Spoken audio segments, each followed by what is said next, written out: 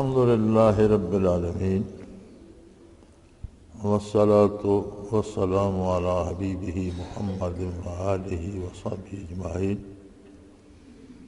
أعوذ بالله من الشيطان الرجيم. بسم الله الرحمن الرحيم.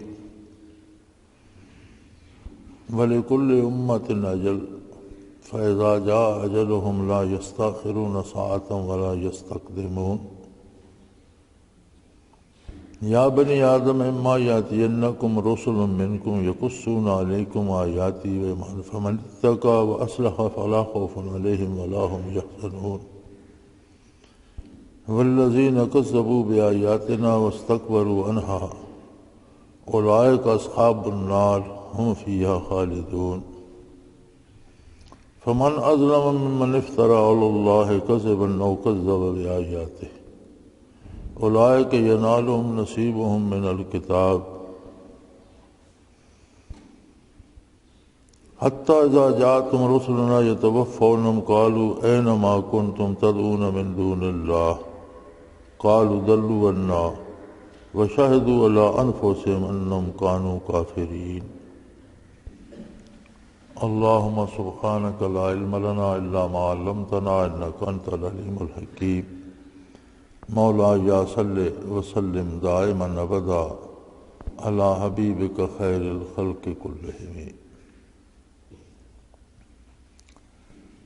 سادہ سا عام فہم مفہوم ان آیات مبارکہ کا یہ ہے کہ ہر جماعت یا ہر گروہ کے لیے ایک معین وقت ہے. جب ان کا وقت مقررہ آ جاتا ہے تو وہ نہ اس سے پہلے انہیں کچھ ہوتا ہے اور نہ اس کے بعد انہیں کوئی مہلت دی جا سکتی ہے. اے اولاد آدم، تمہارے پاس میری طرف سے رسول آئیں گے، نبی آئیں گے جو تم پر میری آیات تلاوت کریں گے. تو جس کسی نے پرہیزگاری اختیار کی، اپنی اصلاح کر لی، اسے نہ کوئی ڈر ہوگا نہ کوئی افسوس. جن لوگوں نے میری آیات کا انکار کیا اور تکبر کیا وہ دوزخ کے رہنے والے ہیں، اس میں ہمیشہ رہیں گے. اور اس سے بڑا ظالم کون ہے جو اللہ پر جھوٹ بولے اور یا اس کی آیات کو جھوٹا کہے. ایسے لوگوں کو بھی جو ان کی قسمت میں لکھا ہے دنیا میں وہ مل جائے گا، حتیٰ کہ جب ہمارے فرشتے موت کے وقت ان کے پاس آئیں گے تو ان سے سوال کریں گے کہ تم اللہ کو چھوڑ کر کہاں گم رہے؟ تمہارے جن کو تم اللہ کے علاوہ بلاتے تھے وہ آج کہاں ہیں؟ اللہ کو چھوڑ کر جن کی اطاعت کرتے تھے، جن کی پوجا کرتے رہے، جن کو پکارتے رہے، وہ کہاں ہیں؟ تو کہیں گے وہ ہم سے گم ہو گئے، غائب ہو گئے. اس طرح گویا وہ اپنے آپ پر گواہی دے دیں گے کہ وہ کافر تھے، کفر کرتے تھے، غیر اللہ کی پوجا کرتے تھے.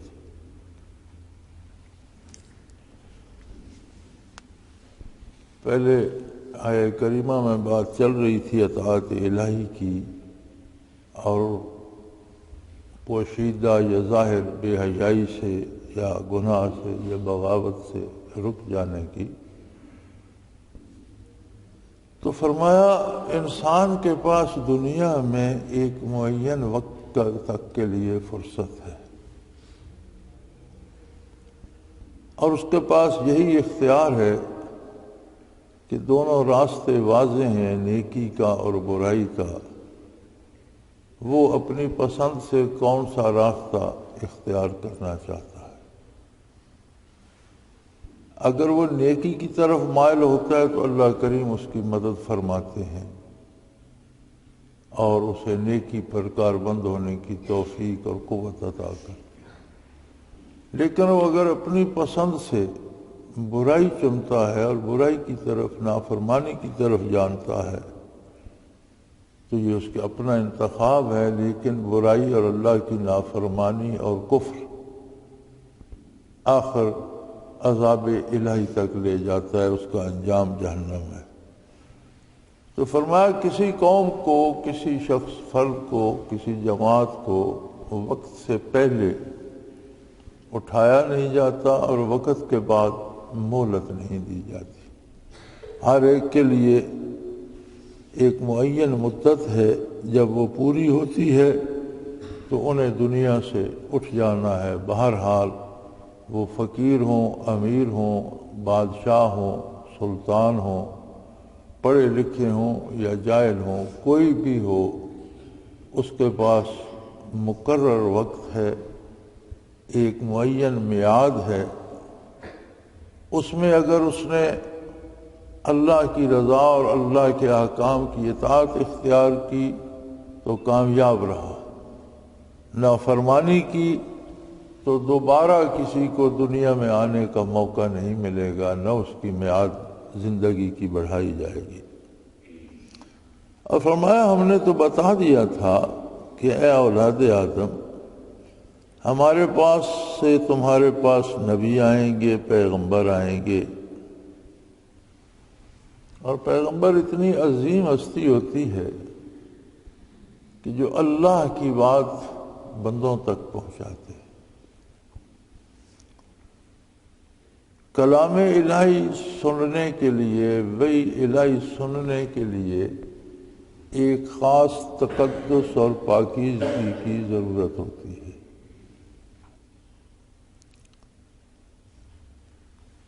حتیٰ کہ انبیاء کا تقدس ملائکہ سے بڑھ کر ہوتا ہے۔ حضور نبی کریم صلی اللہ علیہ وآلہ وسلم کی روح مبارک کی بات نہ کریں، جسم اطہر کی بات کریں، جو انسانی جسم تھا، جو بشری جسم تھا، جو اولاد آدم میں سے تھا۔ آپ کا جسم اطہر، آپ کی بشریت بھی اتنی پاکیزہ اور اتنی لطیف تھی کہ شب معراج سدرۃ المنتہا پر جا کر فرشتوں کے سردار حضرت جبرائیل امین نے عرض کی کہ یا رسول اللہ، یہ میری حد ہے، اس سے آگے میں نہیں جا سکتا۔ اگر یکسر موئے برتر پرم فروغ تجلا و سوزت پرم، اگر میں اس سے سر منہ بھی آگے حرکت کروں تو تجلیات باری مجھے جلا کر راہ کر دیں۔ لیکن آپ وجود اطہر کے ساتھ اس سے آگے تشریف لے گئے۔ بات روح کی نہیں، بات وجود اطہر کی ہے۔ حضور اپنے جسم مبارک کے ساتھ، یعنی آپ کا جسد مبارک جسم اطہر بھی جبرائیل امین کی پاکیزگی اور طہارت اور لطافت سے زیادہ لطیف تر، زیادہ پاکیزہ، زیادہ اطہر و مطہر تھا۔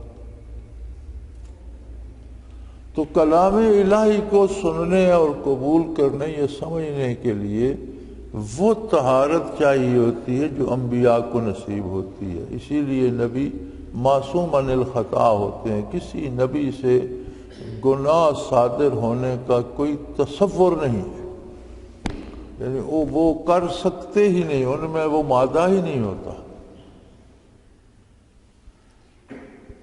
تو فرمایا اے اولاد آدم، اتنا عظیم مرتبہ اور مقام نبوت جو ہے، اس کے لیے میں نے فرشتوں کو وہ تقدس نہیں دیا، تم ہی میں سے منتخب فرمائے اپنے رسول، آدم علیہ السلام کی اولاد میں سے، تم میں سے۔ ہمارے ہاں یہ روز نور اور بشریت کا جھگڑا ہوتا ہے، یہ بشریت جو لوگ کرتے رہتے ہیں نا، وہ سمجھتے ہیں خود کو کہ میں بشر ہوں اور نبی کریم صلی اللہ علیہ وسلم جو ہے وہ میرے جیسے تو نہیں ہے، مجھ سے اعلیٰ ہے۔ یہ کتنے کم فہم لوگ ہیں۔ بشریت کا جو معیار محمد رسول اللہ صلی اللہ علیہ وسلم کا ہے، وہ صرف آپ کا ہے، آپ کے علاوہ کسی دوسرے کو میسر نہیں۔ اور نوری مخلوق جو ہے، اللہ نے جس مخلوق کو نور سے پیدا کیا یعنی فرشتے، وہ آپ کے در اقدس کے خادم ہیں۔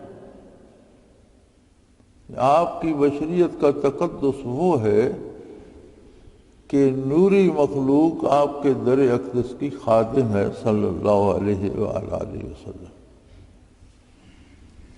اور حق یہ ہے، علماء حق فرماتے ہیں کہ حضور صلی اللہ علیہ وسلم کی ذات والا صفات کے بارے بحث کرنا، جرح کرنا منع ہے، جائز نہیں ہے۔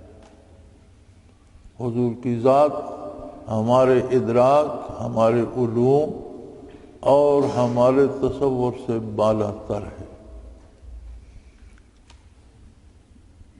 تو اللہ کریم یہ احسان بھی یاد دلا رہے ہیں کہ اے اولاد آدم یاتینکم رسل منکم، میرے رسول تمہارے پاس آئیں گے، میرا پیغام لانے والے پیغمبر تمہارے پاس آئیں گے اور وہ تم ہی میں سے ہوں گے۔ یعنی یہ اعزاز آدمیت کا ہے، اولاد آدم کا ہے، بنی نوع انسان کا ہے کہ یہ منصب جلیلہ جن ہستیوں کو میں دوں گا وہ تم ہی میں سے ہوں گے، انسان ہی ہوں گے۔ لیکن ان کا مقام اتنا بلند ہوگا، یقصون علیکم آیاتی، کہ وہ تم پر میری باتیں بیان کریں گے۔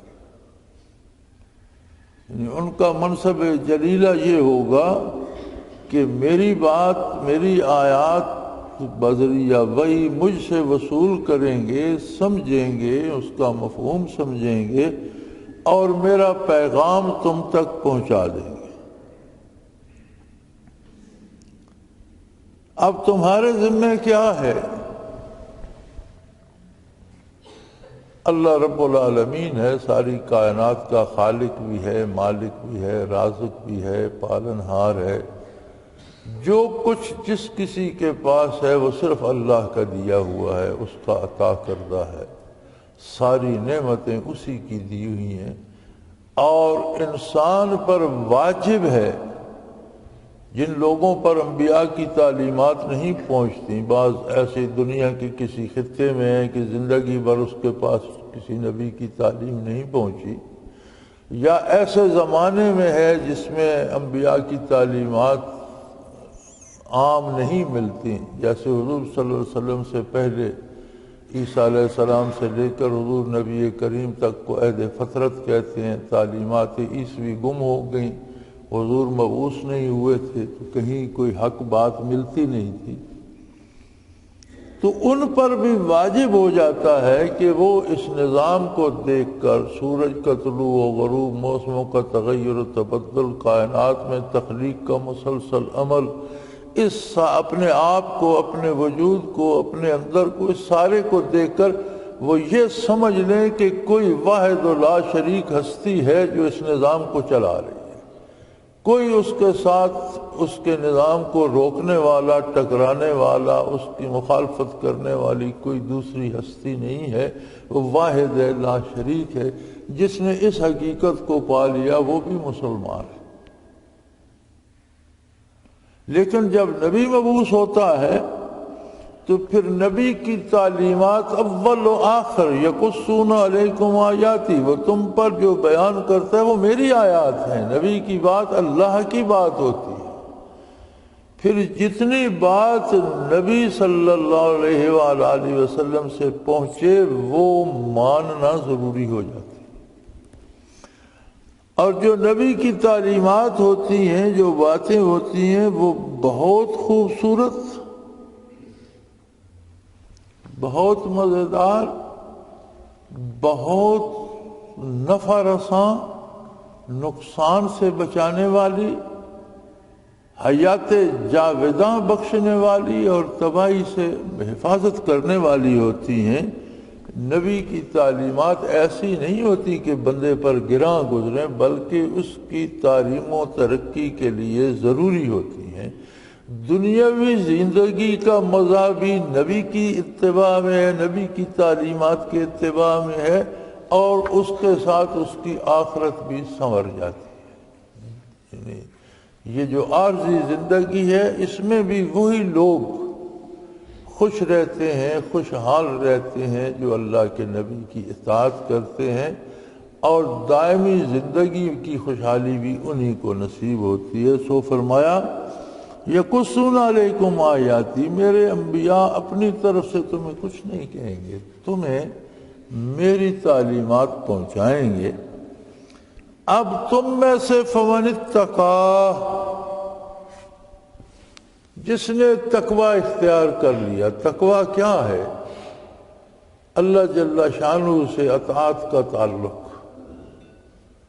جس نے ان باتوں پر عمل کیا، انہیں دل و جان سے قبول کیا، ان پر ایمان لایا، اللہ پر، اللہ کے نبی پر، نبی کے ارشادات پر، اور اپنی عملی زندگی واصلح، اپنی عملی زندگی کی اصلاح کر دی، یعنی نبی کی ہر بات اصلاح کرتی ہے، خرابی نہیں کرتی۔ تعلیمات نبوت کا کمال یہ ہوتا ہے کہ نبی کا ہر ارشاد اصلاح کرتا ہے، دنیوی امور میں بھی، اخروی امور میں بھی، زندگی میں بھی، موت میں بھی، خانگی تعلقات ہوں یا معاشرتی تعلقات ہوں یا لوگوں سے لین دین ہو، ذاتی بات ہو، خاندانی ہو، معاشرتی ہو، ماحول کی ہو، ملک کی ہو، قوم کی ہو یا بین الاقوامی، ہر شعبہ زندگی میں نبی صلی اللہ علیہ وسلم کی تعلیمات اصلاح فرماتی ہیں۔ سو جس نے اطاعت اختیار کی، تقوی اختیار کیا اور اپنی اصلاح کر لی، فلا خوف علیہم ولا هم یحزنون، انہیں نہ کسی قسم کا ڈر ہوگا اور نہ کوئی افسوس ہوگا۔ خوف ہوتا ہے پیش آنے والے واقعات کا ڈر کہ جانے کیا ہوگا۔ فرمایا جو میرے نبی کی اطاعت کریں گے انہیں کوئی ڈر نہیں ہوگا، ان پر موت بھی آئے گی تو ان کے لیے وہ بھی لذیذ ہوگی، انہیں آرام پہنچائے گی اور انہیں اس میں بھی لذت حاصل ہوگی۔ وہ قبر میں جائیں گے تو وہ بھی ان کے لیے آرام کا سبب ہوگی، میدان حشر میں آئیں گے تو وہاں بھی رحمت الہی کے زیر سایہ ہوں گے اور اللہ کی جنت نصیب ہوگی تو بے پناہ نعمتیں نصیب ہوں گی، انہیں کوئی ڈر نہیں ہوگا۔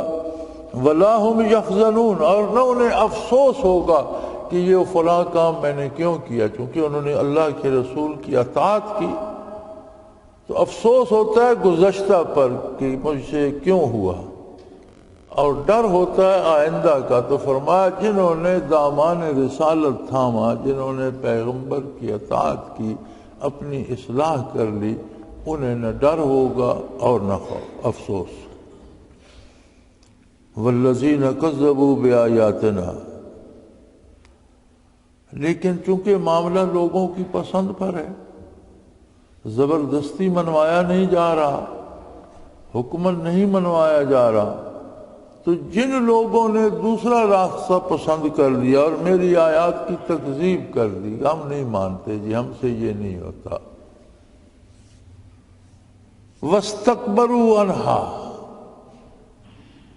فرمایا آیات الہی ہوں اور اللہ کا نبی، اللہ کا رسول سنائے، پہنچائے، اور بندہ نہ مانے، یہ کیسے ممکن ہے؟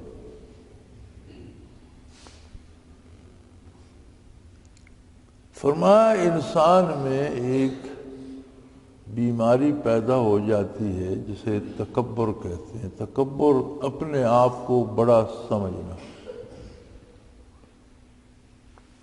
یہ شیطان نے شروع کیا تھا جب سجدہ کرنے کا حکم ہوا آدم علیہ السلام کو اور اس نے انکار کر دیا تو پوچھا گیا کہ تم نے سجدہ کیوں نہیں کیا؟ تو اس نے کہا انا خیر منہ، میں اس سے بہتر ہوں،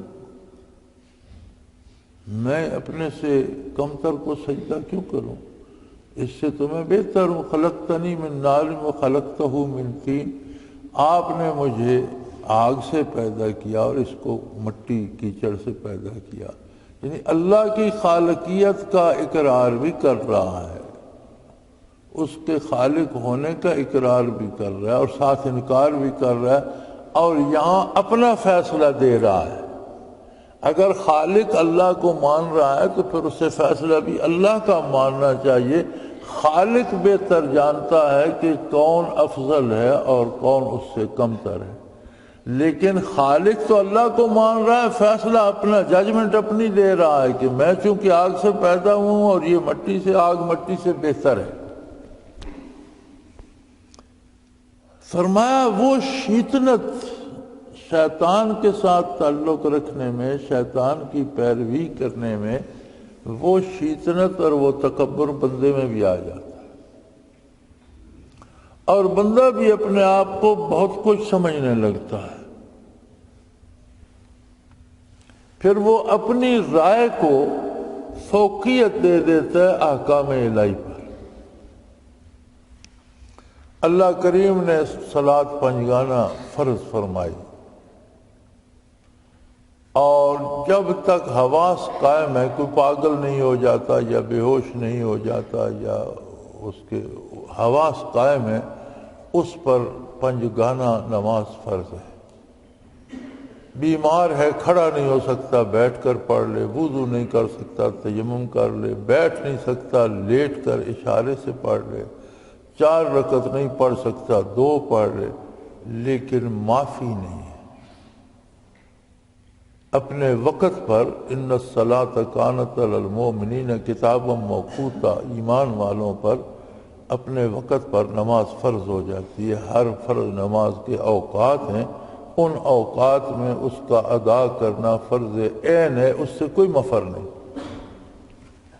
آپ دیکھیں گے معاشرے میں لوگ کہتے ہیں چھوڑو جی نمازوں کو، نمازوں میں کیا رکھا ہے، ہم ویسے بڑی نیکیاں کرتے ہیں، میں جھوٹ نہیں بولتا، میں نے کسی کا مال نہیں کھایا، میں نے یہ نہیں کیا، میں نے وہ نہیں کیا، اور بڑی نیکیاں جو معاشرے میں ہم کرتے ہیں، نمازوں میں کیا رکھا ہے۔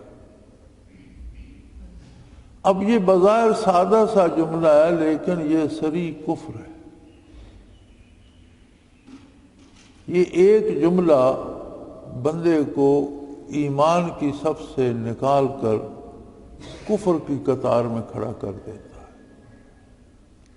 یہ فیصلہ بندہ اپنی طرف سے کر رہا ہے نا، اللہ کا حکم تو ہے کہ نماز وقت پر ادا کرو، اب یہ کہا نماز میں کیا رکھا ہے، تو گویا یہ شیطان کی طرح اپنے آپ کو بڑا سمجھ کر فیصلہ دے رہا ہے کہ اللہ نے فضول حکم دے دیا، اس میں کیا رکھا ہے۔ اور آج کے معاشرے میں آپ اکثریت کو دیکھیں گے کہ جو نماز ادا نہیں کرتے، ان سے بات کر کہتے ہیں دیکھیوں ہے جی نمازی، نماز میں کیا رکھا ہے، ہم اور بہت نیکیاں کرتے ہیں۔ جو بندہ بنیادی اطاعت الہی نہیں کرتا، وہ اور کون سی نیکیاں کرتا ہو۔ گویا نیکی بدی بھی اپنی طرف سے مقرر کر لیتے ہیں، جو کام خود کو پسند ہے کہتے ہیں یہ میں نے نیکی کر لی۔ تو فرمایا اللہ کی آیات کا کوئی انکار کیوں کرے گا؟ فرمایا بندے میں تکبر پیدا ہو جاتا ہے، اپنے آپ کو بڑا سمجھنے لگ جاتا ہے، اپنی رائے کو زیادہ اہمیت دینے لگ جاتا ہے۔ اس تکبر میں آ کر وہ اللہ کی آیات کا انکار کر دیتے ہیں۔ جیسے ایک یہ بات مثال کے طور پر میں نے عرض کی، کوئی کہتا ہے کیا رکھا ہے نماز میں، تو گویا اس نے احکام الہی کا انکار کر دیا۔ ایسے لوگوں کے لیے فرمایا اولئک اصحاب النار، یہ لوگ دوزخ میں رہنے والے ہیں، ایسے لوگوں کے لیے جہنم تیار کی گئی ہے۔ اور پھر جو ایمان ضائع کر کے مر جائے گا، کفر پر مر جائے گا، کفر پر موت آ گئی جس کو، اسے دوزخ میں پھر ہمیشہ ہمیشہ رہنا، نہ وہ وہاں مر سکے گا، نہ وہاں کوئی زندگی کا تصور ہوگا۔ یعنی جینے کا تصور اس لیے نہیں ہوگا کہ ہر وقت مختلف عذاب اور آگ ہر وقت اسے جلا رہی ہوگی، اور مر نہیں سکے گا، کبھی ختم نہیں ہوگا۔ لا یموتون فیہا ولا یحیٰ، وہاں مر بھی نہیں سکیں گے اور زندگی کا بھی کوئی مزہ نہیں ہوگا کہ ایندھن کی لکڑی کی طرح جل ہی رہے ہوں گے۔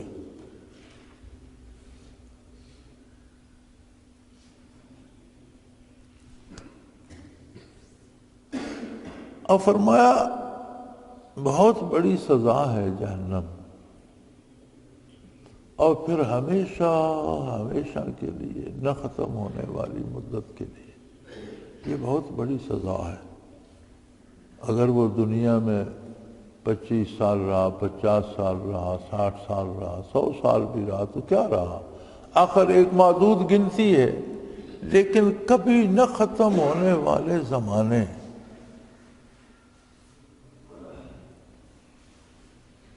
تو بہت بڑی لمبی سزا ہے۔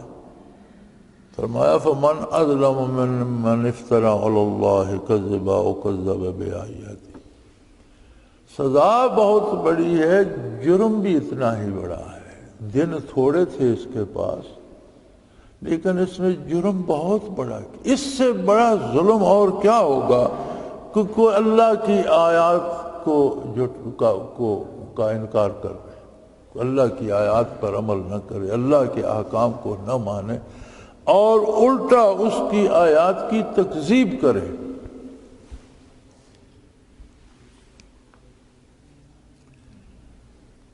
احکام الہی کی تکذیب کیا ہوتی ہے؟ ان کے مقابلے میں اپنی طرف سے کوئی طریقہ ایجاد کر دینا اور کہنا یہ صحیح ہے۔ فرمایا اس سے بڑا ظلم اور کیا ہوگا کہ کوئی بندہ بات تو ایجاد کرے خود، اور اللہ کریم کے ذمہ لگا دے اور کہے یہ اللہ کا حکم۔ اور یہ بھی آج کے معاشرے کی ایک بہت بڑی بیماری ہے کہ ہم رسومات خود ایجاد کرتے ہیں، یا کسی دوسری قوم سے لے لیتے ہیں، یا ہم سے پہلے کسی نے وہ رسم ایجاد کر دی جس کا حکم اللہ کی کتاب میں نہیں ہے، اللہ کے نبی کی سنت میں نہیں ہے، ایسی بات جس کی تعلیم حضور نے نہیں دی صلی اللہ علیہ وسلم، تو لوگوں نے بطور رسم ایجاد کر لی، پھر اسی کو کار ثواب ہی نہیں معیار اسلام سمجھ لیتے ہیں۔ جو اس رسم پر عمل کرے یہ اچھا مسلمان ہے، اور جو اس رسم پر عمل نہ کرے کہتے ہیں یہ مسلمان ہے ہی نہیں۔ یہ جرم ہے جو بہت بڑا جرم ہے کہ اپنی طرف سے رسم ایجاد کی جائے اور اسے ثواب کا، عبادت کا یا حکم الہی کا درجہ دے دیا جائے۔ تو فرمایا اس سے بڑا اور کسی ظلم کا کیا تصور ہو سکتا ہے کہ کوئی اللہ پر جھوٹ بولے، اللہ کے ذمہ جھوٹ لگائے، جو حکم اللہ نے نہیں دیا وہ اللہ کے ذمہ لگائے، اور جو اللہ کے احکام ہیں ان کا انکار کر دے۔ وَكَذَّبَ بِآيَاتِهِ، جو واقعی اللہ کے احکام ہیں ان کا انکار کر دے، اور جو رسومات خود گھڑی ہیں وہ اللہ کے ذمہ لگا دے۔ جس طرح آج مذہب کے نام پر عیسائی، یہودی، ہندو، سکھ، جین مت، بدھ بے شمار رسومات بنا رکھی ہیں، سب کہتے ہیں یہ احکام الہی ہیں، حالانکہ سارے انہوں نے خود گھڑے ہوئے۔ تو فرمایا اس میں دو باتیں آ گئیں کہ ایک تو اللہ پر جھوٹ بولتے ہیں، وہ اللہ کے احکام نہیں ہے، انہوں نے اپنی طرف سے گھڑ کے اللہ کے ذمہ لگا دیے، اس سے بڑا ظلم اور کیا ہوگا۔ اور دوسرا ساتھ ظلم یہ ہے کہ جو واقعی احکام الہی ہیں ان کا انکار کر دیتے۔ تو یہ جرم ہی اتنا بڑا ہے کہ انہیں تو دنیا میں ہی تباہ کر دیا جانا چاہیے تھا، انہیں تو زمین میں غرق کر دینا چاہیے تھا، ان پر تو دنیا میں آگ برسانی چاہیے تھی۔ فرمایا یہ تو اللہ کا کرم ہے، اولئک ینالہم نصیبہم من الکتاب، کہ اس نے روز اول سے جو دنیا کی روزی اور دنیا کی نعمتیں تقسیم کر دی تھی ان کے حصے میں وہ نہیں چھینے گا، وہ انہیں دے گا۔ انہیں زندگی بھی ملے گی، انہیں صحت بھی ملے گی، اولاد بھی ہوگی، ان کے پاس دولت بھی ہوگی، حکومتیں، اختیارات بھی ہوں گے۔ جو کچھ اس نے تقسیم کر دیا ہے، جو اس نے ان کے مقدر میں لکھ دیا ہے وہ نہیں چھینے گا، وہ تو انہیں ملے گا۔ لیکن بالآخر میرے فرشتے موت کا پیغام لے کر ان کے پاس آ جائیں گے۔ زندگی تو ایک دن ختم ہو جائے گی، جو جھونپڑے میں بستا ہے اس کی بھی ختم ہو جائے گی، جو محلات میں رہتا ہے اس کی بھی ختم ہو جائے گی، جو امیر ہے اس کو بھی موت آ جائے گی، جو فقیر ہے اس کو بھی موت آ جائے گی۔ اب جو اللہ کی اطاعت تو نہیں کرتے تھے اور اللہ کو چھوڑ کر دوسروں کی، لوگوں کی گھڑی ہوئی باتوں کی اطاعت کرتے تھے، یا بتوں کو پکارتے تھے، یا غیر اللہ کی عبادت کرتے تھے، تو جب فرمایا حتیٰ اذا جاءتہم رسلنا، جب ہمارے فرشتے ان کے پاس آئیں گے، یتوفونہم، ان کی روح قبض کرنے کے لیے، تو ان سے بات کریں گے۔ بات تو تب بھی ان سے کریں گے نا کہ وہ دنیا میں زندہ ہوں گے، مرنے کے بعد تو ہر چیز منکشف ہو جاتی ہے۔ اس کا مطلب ہے کہ عند الموت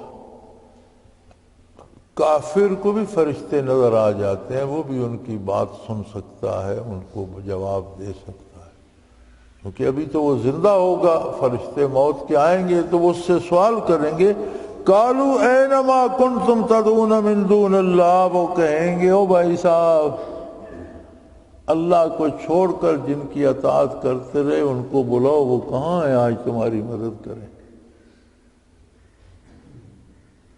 یضربون وجوہہم وادبارہم، دوسری جگہ قرآن کریم میں آتا ہے کہ جب کافر کی روح قبض کرنے فرشتے آتے ہیں تو اس کے منہ پہ مارتے ہیں، اس کی پیٹھ پہ مارتے ہیں، اسے مارتے ہیں، اس کے اعضاء کو توڑتے ہیں، اس کے پورے جسم پر مار پڑتی ہے، تو ساتھ وہ پوچھیں گے بھی کہ تو نے اللہ کی آیات کا تو انکار کر دیا اور لوگوں کی بنائی ہوئی رسومات کو دین سمجھ لیا، تو جن کی اطاعت کرتا رہا یا اللہ کو چھوڑ کر جن کی عبادت کرتا رہا، جن کو پکارتا ہے، وہ آج کہاں ہیں؟ انہیں چاہیے آج تیرے کام آئے، تجھے اس مصیبت سے بچائیں۔ وہ جواب دیتے ہیں، آگے سے کہتے ہیں قالوا ضلوا عنا، وہ کہیں گے وہ تو چھوڑ کر بھاگ گئے، آج تو کوئی بھی نہیں، وہ تو غائب ہو گئے، کوئی پتہ نہیں وہ تھے بھی کہ نہیں تھے، ہم مفروضوں کی پوجا کرتے رہے، آج تو کوئی سامنے نہیں ہے۔ اللہ کریم فرماتے ہیں ان کا یہ جملہ ان کی اپنی شہادت بن جائے گی کافر ہونے پر،